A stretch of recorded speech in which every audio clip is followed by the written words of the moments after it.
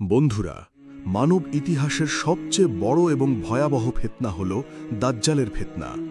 স্বয়ং রাসূলুল্লাহ সাল্লাল্লাহু আলাইহি ওয়াসাল্লাম এই দাজ্জাল সম্পর্কে আমাদের এমন কিছু সতর্কবার্তা দিয়েছেন যা শুনলে আপনার গায়ের লোম খাড়া হয়ে যাবে। আজ আমরা জানব দাজ্জাল সম্পর্কে সহিহ হাদিসের কিছু বিস্ময়কর তথ্য। ভিডিওটি শুরু করার আগে আপনি যদি আমাদের চ্যানেলে নতুন হয়ে থাকেন এবং এই ধরনের গুরুত্বপূর্ণ ইসলামিক তথ্য আরও পেতে চান, তবে এখনই চ্যানেলটি সাবস্ক্রাইব করে পাশে থাকা বেল আইকনটি বাজিয়ে দিন। রাসূলুল্লাহ সাল্লাল্লাহু আলাইহি ওয়াসাল্লাম বলেছেন, দাজ্জাল হবে এক চক্ষু বিশিষ্ট। তার এক চোখ হবে আঙুরের মতো ফোলা।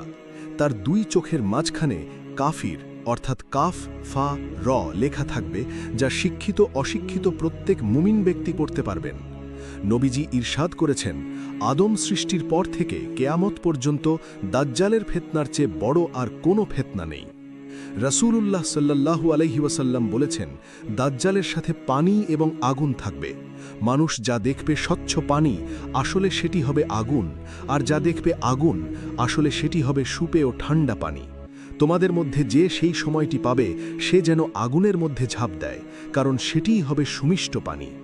হাদিসে এসেছে, দাজ্জাল পৃথিবীর সব জায়গায় যাবে, কিন্তু মক্কা ও মদিনায় প্রবেশ করতে পারবে না। ফেরেশতারা তলোয়ার নিয়ে মক্কা ও মদিনার প্রবেশপথে পাহারা দেবেন। দাজ্জাল যখন মদিনার কাছে জুরুফ নামক লোনা ভূমিতে তাঁবু গাড়বে, তখন মদিনায় 3 বার ভূমিকম্প হবে এবং সব মুনাফিকরা দাজ্জালের টানে মদিনা থেকে বেরিয়ে তার কাছে চলে যাবে। দাজ্জালকে আল্লাহ পরীক্ষাস্বরূপ কিছু অলৌকিক ক্ষমতা দেবেন। সে কোনো জনপদের পাশ দিয়ে যাওয়ার সময় আকাশকে নির্দেশ দিলে বৃষ্টি হবে, জমিকে নির্দেশ দিলে ফসল ফলবে। আবার যারা তাকে অস্বীকার করবে, তাদের গবাদি পশু ও সম্পদ ধ্বংস হয়ে যাবে।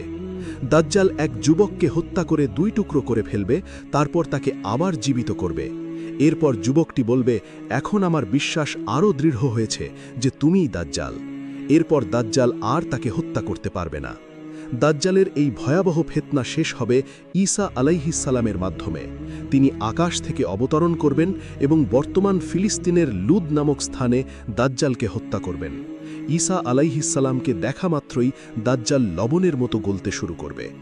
নবীজি এই ফিতনা থেকে বাঁচার আমল হিসেবে বলেছেন, যে ব্যক্তি সূরা কাহাফের প্রথম 10টি আয়াত মুখস্থ করবে, সে দাজ্জালের ফিতনা থেকে নিরাপদ থাকবে। আল্লাহ আমাদের সবাইকে এই বড় ফিতনা থেকে রক্ষা করুন। আমিন।